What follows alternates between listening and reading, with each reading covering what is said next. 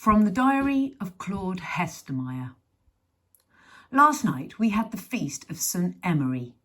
Nearly every scholar was there, young and old. The good silver cutlery was in use, making the 3 long dining tables glitter like fish scales in the candlelight.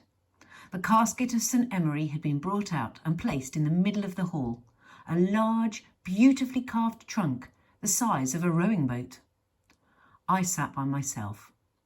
It was my own fault. I'd become sullen and moody, and the other scholars were wary of me. I don't think they suspected me of stealing the gold, though.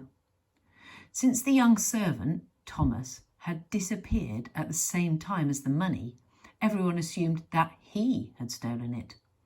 I was immensely relieved, though worried about what the enemy had done to him. "You promise you didn't kill him?"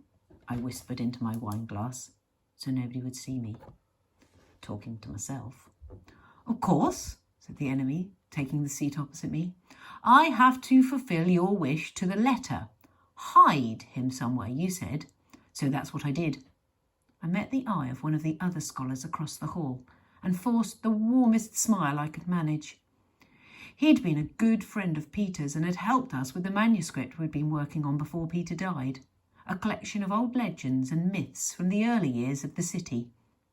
He looked away without smiling. "You've made them all hate me," I said. I was so tired these days and barely aware of what was happening around me a lot of the time. "You've done that yourself," said the enemy. "You shouldn't have helped my father." "I had to. Those moneylenders would have killed him."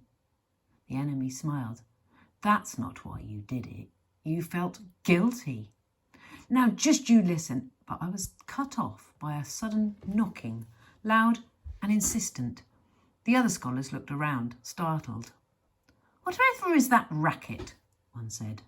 The master held up his hand and everyone quietened down. In the silence, it was clear where the noise was coming from.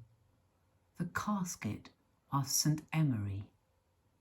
2 of the younger scholars went to investigate. They undid the locks that sealed the lid of the casket shut and flung it open. A young man burst out, gasping for air. I recognized him at once.